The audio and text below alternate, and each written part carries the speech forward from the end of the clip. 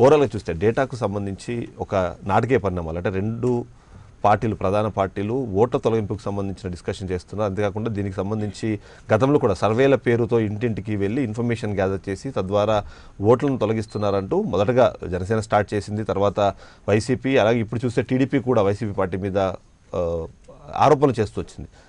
ఇలాంటి సందర్భంలో ఈ కేసును ఎలా చూడాలి? నిజంగానే డేటా చౌర్యం కిందకి వస్తుందా? మరొక ఇంపార్టెంట్ విషయం, దీన్ని తెలంగాణ పోలీసులు ఎందుకు డీల్ చేస్తున్నారన్న విషయం పైన కూడా తెలుగుదేశం పార్టీ కొన్ని ఆరోపణలు చేస్తుంది. ఈ మొత్తం కేసును ఎలా చూడాలంట? డేటా చౌర్యం కంటే కూడా manipulation of the election commission records భారత జాతికి సంబంధించిన సమస్య ఇది. ఎందుకంటే ఇంత పెద్ద సమస్యని చిన్న కోణంలో చూసినట్టు అనిపిస్తుంది. ఇది చాయ్ కప్పుల తుఫాన్ కాదు, వాస్తవంగా తుఫాన్ ఇది. తెలంగాణ ఎలక్షన్ల ముందు కూడా ఇటువంటి గొడవ జరిగింది, కేసులు ఫైల్ అయినాయి. అసలు ఎలక్షన్ కమిషన్ ఏదైతే పద్ధతులు పాటిస్తుందో అవి పూర్తిగా లోపంతో కూడుకొని ఉన్నాయి. లోపభూయిష్టమైన సిస్టమ్ ఉండాలి. అసలు దేశానికి పవర్, ఒక ప్రభుత్వాలను ఏర్పాటు చేసే శక్తి ఎలక్షన్ కమిషన్తో ఉంటే ఎలక్షన్ కమిషన్ చేష్టలుడిగి ఎవరైనా సరే డాటా చౌర్యం చేయొచ్చు. చిన్న పిల్లవాడు హ్యాకింగ్ నేర్చుకున్న చిన్న పిల్లవాడు కూడా అందులోకి పోయి డాటాను తీసుకుంటున్నారు. ఇష్టం వచ్చినట్టు చేస్తున్నారు. ఈవీఎంలు అది ఒక టాయ్ అయిపోయింది.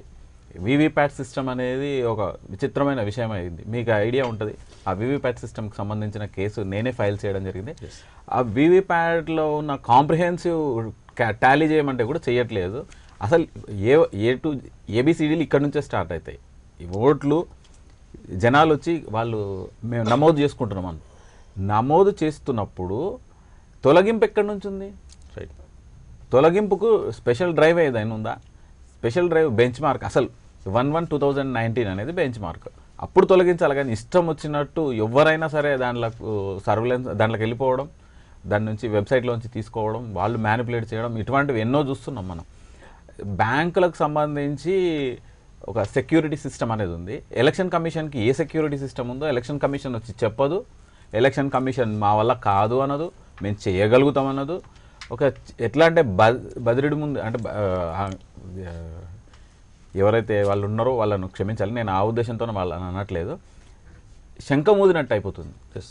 ఎవ్వరు మాట్లాడే పరిస్థితి లేదు. ఇక్కడ చూసినాం రజత్ కుమార్ ఎంత బాధ్యతారహితంగా ఆయన స్టేట్మెంట్ ఇచ్చిందంటే, ఎలక్షన్లు అయిపోయిన మరుక్షణం మనం ఎలక్ట్రానిక్ యుగంలో ఉన్నాం, ఒక మీటర్ నొక్కితే ఎంత తెలిసిపోతుంది పోలింగ్ అవుతుంది అనేది చెప్పగలిగిన స్థాయిలో ఉన్నప్పుడు 24 గంటలు గడిచిపోయి 48 గంటలు గడిచిపోయిన తర్వాత తీరిగ్గా ఇంత ఓటింగ్ అయిందని చెప్తారు. రైట్, మనం ఉన్నది ఎలక్ట్రానిక్ గాడ్జెట్ యుగంలో. ఎలక్ట్రానిక్ గాడ్జెట్లు 700 ఓట్లు ఉన్న పోలింగ్ స్టేషన్లో 750 ఓట్లు పోలైనాయి, 760 ఓట్లు పోలైనాయి. వీటి మీద సింపుల్గా తప్పించుకుంటున్నారు. ఏంటంటే ఎలక్షన్ పిటిషన్ ఫామ్ 7 చూసినా సరే దాంట్లో ఎలాంటి ఓటీపీకి సంబంధించిన వ్యవస్థ కానివ్వండి, లేకపోతే ఇది నాదే అని క్లెయిమ్ చేసుకోవడానికి లేదు. దీనికి తోడు వేరొకరు వచ్చి కూడా ఇది అబ్జెక్షనబుల్గా ఉంది కాబట్టి దీన్ని తొలగించండి అంటూ కూడా విజ్ఞప్తి చేసే అవకాశం కూడా దాంట్లో ఇచ్చిన తర్వాత ఎవరైనా దాన్ని మిస్యూజ్ చేసే అవకాశం అయితే కనిపిస్తుంది చాలా క్లియర్గా. 100% ఉంది. అసలు ఎలక్షన్ కమిషన్ చేష్టలు ఉడిగిపోయింది. ఎలక్షన్ కమిషన్ సీరియస్గా తీసుకోవాలి. ఇది డాటా చౌర్యం అనేది ఎలక్షన్ కమిషన్ ఇనిషియేట్ చేయాలి. మరి ఎలక్షన్ కమిషన్ మీనమేషాలు లెక్క పెట్టుకుంటే ఎక్కడ పడుకుందో అర్థం కావట్లేదు. అసలు ఎంత సీరియస్ అఫెన్స్. ప్రభుత్వాలను నిర్ణయించేది ఎన్నికల కమిషన్. ఎన్నికల కమిషన్ ప్రక్రియ వస్తేనే కోర్టులే పక్కకు జరుగుతాయి. అటువంటిప్పుడు అంత పవర్ఫుల్ వ్యవస్థ ఉండి ఎందుకు ఎన్నికల కమిషన్ ఇంత స్తబ్దుగా ఉంది? దీని మీద ఖచ్చితంగా అధికారుల నిర్లక్ష్య ధోరణి అయితే విపరీతంగా ఉంది. ఇందులో ఉన్న ఎవరైతే కావచ్చు సర్ప్లస్ స్టాఫ్ని ఇవ్వాలి. ఇంకా రెగ్యులర్ స్టాఫ్ను పక్కకు పెట్టి మొన్న ఎలక్షన్స్లో రెగ్యులర్గా టీచర్స్ ఉంటారు, ఆ వ్యవస్థను పక్కకు పెట్టి రెవెన్యూ సిబ్బందిని తీసుకోవడం జరిగింది, బ్యాంక్ వాళ్ళని తీసుకోవడం జరిగింది. బ్యాంకు నుంచి సిబ్బందిని తీసుకొని వాళ్ళకి అవగాహన లోపం, చెప్పేవాడు లేడు, అడిగే దిక్కు లేదు. ఎన్నికల కమిషన్ అంటేనే అదొక పురాతన వ్యవస్థ. పాతరాతి యుగంలో ఒక వ్యవస్థ ఏదైతే ఉంటుందో ఆ వ్యవస్థను ఎలక్షన్ కమిషన్ అంటే బాగుంటుందేమో అని నా ఉద్దేశం. రైట్, శ్రీనివాస్ గారు, ముఖ్యంగా ఇక్కడ వినిపిస్తున్న ఆరోపణల్లో మొట్టమొదటి ఆరోపణ మాత్రం ఖచ్చితంగా టీడీపీ పార్టీ మీద వినిపిస్తుంది. టీడీపీ పార్టీకి సంబంధించిన నాయకులు కానివ్వండి, మీతో చాలా డైరెక్ట్గా యాక్సెస్ ఉన్న చాలామంది నాయకులే ఈ మొత్తం డేటా చౌర్యానికి సంబంధించి కానివ్వండి, లేకపోతే డేటా మ్యానిపులేషన్ సంబంధించిన విషయంలో ప్రధాన ముద్దాయిలుగా చెప్తూ ఇవాళ కేసులు నమోదవడం కనిపిస్తుంది మనకు. అంతేకాకుండా కొన్ని ఎగ్జాంపుల్స్ కూడా కనిపిస్తుంది. ఎందుకంటే మీరు చెప్తుందేమో ఓన్లీ టీడీపీ పార్టీకి సంబంధించిన కార్యకర్తల డేటా అంటున్నారు, కాదు అది మొత్తం రాష్ట్ర ప్రజల డేటా అంటూ మరోవైపు వినిపిస్తుంది. నిజంగానే ఇలాంటి పరిస్థితి ఎందుకు వచ్చిందంటారు? నిజంగానే మీరు డేటా పేరుతో ఒక ప్రైవేట్ ఏజెన్సీకి ఇవన్నీ ఇవ్వాల్సిన అవసరం ఉందంటారు? ఎలా చూడాలంటారు? తెలుగుదేశం పార్టీ భారతదేశంలో ఏ రాజకీయ పార్టీ కూడా కార్యకర్తలను ఆదుకున్న పరిస్థితి లేదు. తెలుగుదేశం పార్టీ ఏంటంటే తెలుగుదేశం పార్టీ కార్యకర్తలని అంటే అందరూ కూడా ఫ్యామిలీ మెంబర్స్ లాగా చూస్తారు. వారికి ఏ విధమైనటువంటి ఇబ్బంది కలిగినా కూడా వాళ్ళకి అన్ని రకాలుగా సహాయ సహకారాలు చేయడానికి డేటా పెట్టుకుంటాం. తర్వాత మనకి ఎవరెవరు ఉండాలనేది డీటెయిల్ పిక్చర్ ఇది ఒక ఓటర్ లెవెల్ దగ్గర నుంచి అన్ని స్థాయిల్లో కూడా కంపల్సరీ డేటా ఉంటుంది. అయితే అది ఏ రాజకీయ పార్టీ కూడా లేదు. అయితే దాంట్లో కూడా ఏంటంటే ఏజెంట్స్ కానీ మరి రేపు ఎలక్షన్స్లో ఎక్కడ బూత్ లెవెల్లో ఎవరెవరు ఉంటారనేది టోటల్ డీటెయిల్ పిక్చర్ ఉంది. ఇవన్నీ కూడా క్యాప్చర్ చేయడం కోసం అని చెప్పేసి జరిగిన కుట్రగా భావించాలి.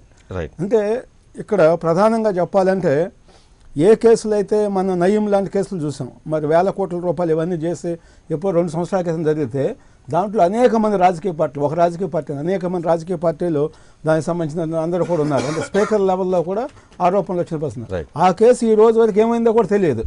అంటే అలాంటివన్నీ కూడా పెట్టి కేవలం ఎలక్షన్ కోసం జగన్మోహన్ రెడ్డికి సపోర్ట్ చేయడం కోసమే దీన్ని తెరపైకి తీసుకురావడం అనేది కేవలం విచారణ ఎందుకు ఇంత వేగవంతం చేశారని పైన డిస్కషన్ మనం ఖచ్చితంగా చేద్దాం. చెప్పింది అంటే మీరు ఆ ఉద్యోగులను కిడ్నాప్ చేయాల్సిన పనే ఉంది. హైకోర్టు కూడా ఏం చెప్పినట్టు చాలా మీరు ఆ ఉద్యోగులను కిడ్నాప్ చేసిన పరిస్థితి విషయం గురించి మాట్లాడరన్నట్టుంది సార్ చెప్పడం. అయితే ₹1 ఎందుకు దొంగతనం జరిగింది, డాటా చౌర్యమా ఇది కాదా అని చెప్పాల్సిన మీకు ఈ ఇన్ఫర్మేషన్ ఎక్కడ వచ్చింది? రైట్. అయితే నేను చాలా కీలకమైన ప్రశ్న. ఒకటి, నిజంగానే ఓటుని ఆయుధంగా చూసినప్పుడు ఈ ఆయుధము మిస్యూజ్ అవుతోంది అంటే దాని మీద ప్రభుత్వం కూడా బాధ్యత తీసుకోవాల్సిన అవసరం. దాని మీద 45 కేసులు బుక్ చేశారు ఏపీ ప్రభుత్వం. ఇట్లా ఏంటంటే సంబంధం లేని వ్యక్తులు ఎవరైతే తెలుగుదేశం పార్టీలో కీలకంగా ఉన్నారో వాళ్ళందరి యొక్క ఓట్స్ని వాళ్ళని ఓట్లు తీసేయడానికి ఒక కుట్రగా జరుగుతుంది. మొదటగా జనసేన పార్టీ కానివ్వండి, వైసీపీ కానీ ఇది అలాంటి ఆరోపణలు చేసినప్పుడు అది జరిగే అవకాశం లేదంటూ టీడీపీ నాయకులు బాహటంగానే బయటకు వచ్చి మాట్లాడారు. మరి ఇవాళ ఉన్నటువంటి టీడీపీ నాయకులు ఓట్లు ఎందుకు గల్లంత అయ్యాయి అని ఒక ప్రశ్న వస్తే ఏం సమాధానం చెప్తారు? అంటే వాళ్ళ ఒక విషయం అండి, టెక్నాలజీ వచ్చింది. ఆ టెక్నాలజీని ఏ విధంగా దుర్వినియోగం చేయాలో కూడా దానికి కూడా వాళ్ళ ఎక్స్పర్ట్స్ ఉన్నారు. వాళ్ళ అంటే ప్రశాంత్ భూషణ్ వీళ్ళందరూ కూడా ఇప్పుడు వేల కోట్ల రూపాయలు ఇచ్చి వాళ్ళ అడ్వైజర్స్ని ఎందుకు నియమించుకుంటున్నారంటే ఇలాంటివి చేయడం కోసమే అని చెప్పాను. రైట్.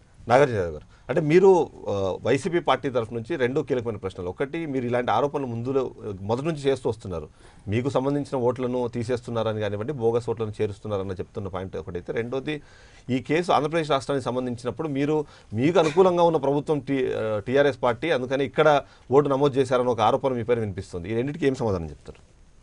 అంటే పెద్దగా ముందుగా రాజకీయ విమర్శలకు ప్రాధాన్యత ఇవ్వకుండా ప్రైమ్ లైన్ నుంచి కొన్ని అంశాలైనా సరే ప్రజలకు తెలియాలి కాబట్టి రాజకీయ విమర్శలు చేయట్లా.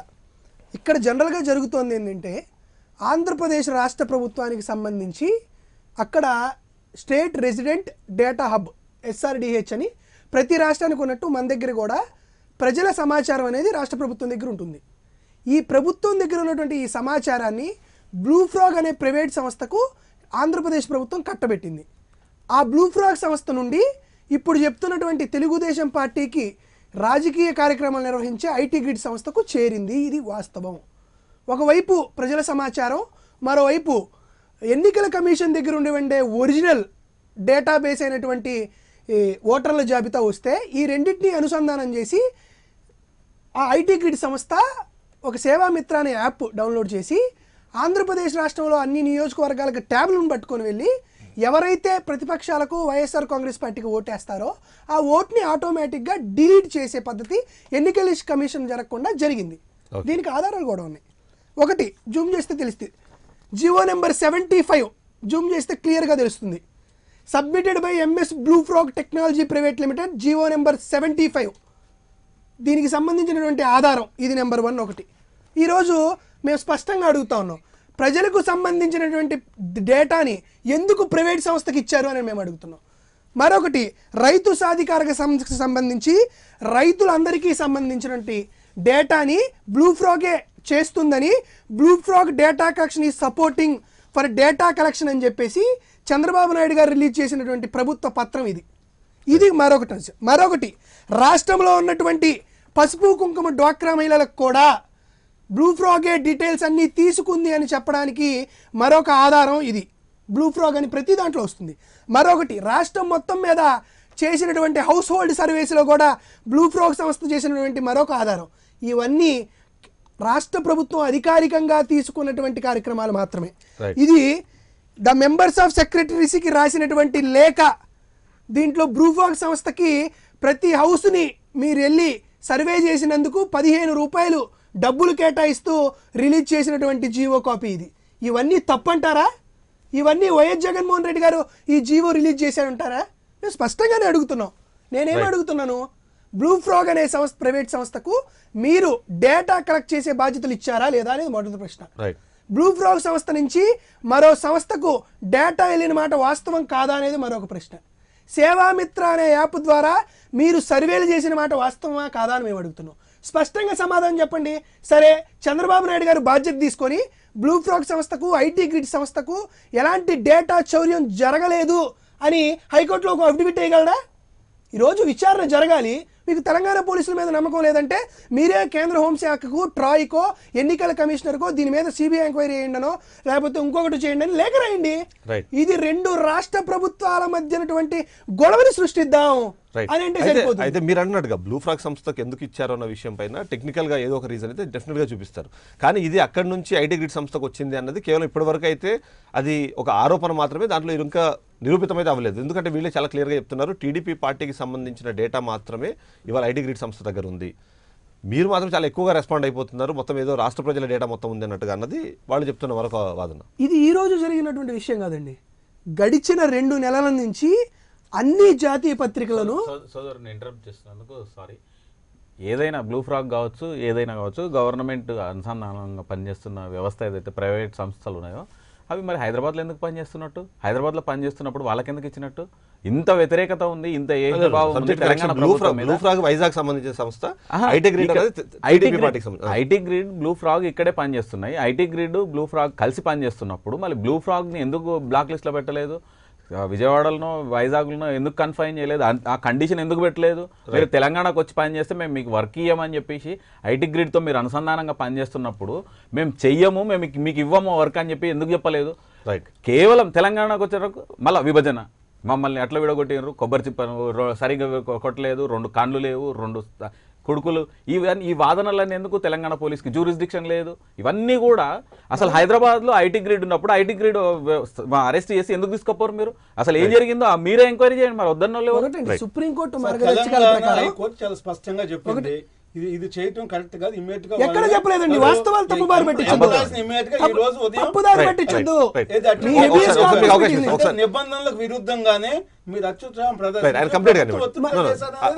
చాలా స్పష్టంగా వచ్చాను. సుప్రీంకోర్టు మార్గదర్శకాల ప్రకారం ఏదైతే మనం అనుకున్న SRHD డేటా అనేది ఒకసారి కార్యక్రమం నిర్వహించగానే ఆటోమేటిక్గా ఎరేజ్ చేయాలి, ఎలాంటి ప్రైవేట్ సంస్థలకు ఇవ్వకూడదు అనేది మొట్టమొదటి నిబంధన. మీరు అసలు అక్కడ డేటా ట్రాన్స్ఫర్ జరిగిందా, డేటా చౌర్యం జరిగిందా, డేటా లీక్ అయిందా అనే అంశాన్ని మీరు అసలు పట్టించుకోవట్లా. మరొకటి, నేను ఈ పోలీస్ స్టేషన్ పరిధిలో ఎవరినైనా హత్య చేసి ఆ పోలీసులు నన్ను అరెస్ట్ చేస్తే నా కుటుంబ సభ్యులు పక్క పోలీస్ స్టేషన్లో మిస్సింగ్ కంప్లైంట్ పెడితే ఆ పోలీస్ స్టేషన్లో ఉన్న పోలీసులు హత్యా ఆరోపణలు ఎదుర్కొంటున్న నన్ను బయటకు తీసుకురమ్మని వాదించవచ్చా అండి?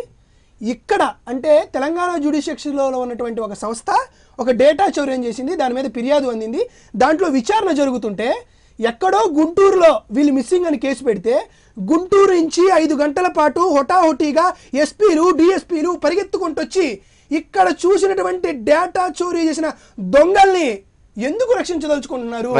ఎన్నో జరిగినాయి, ఎందుకు దొంగతనం చేయాలనుకుంటున్నారు? ఒకటి, ఇక్కడ ఆంధ్రప్రదేశ్లో హైదరాబాద్లో ఉన్నటువంటి కంపెనీల మీద ఏ దాడి జరిగినా అది రాష్ట్ర ప్రభుత్వం మీద దాడి అంటున్నారు. ఇది ఓటు అంశం జరిగినప్పుడు కూడా మళ్ళా ఇప్పుడు ఢిల్లీ ఈ డేటా చౌర్యం జరిగినప్పుడు 2 రాష్ట్రాల మధ్య ఏదో భయంకరమైనటువంటి యుద్ధ వాతావరణం నెలకొంటుందని మీరు చెప్పడంలో అంతర్యుద్ధం ఏంటి?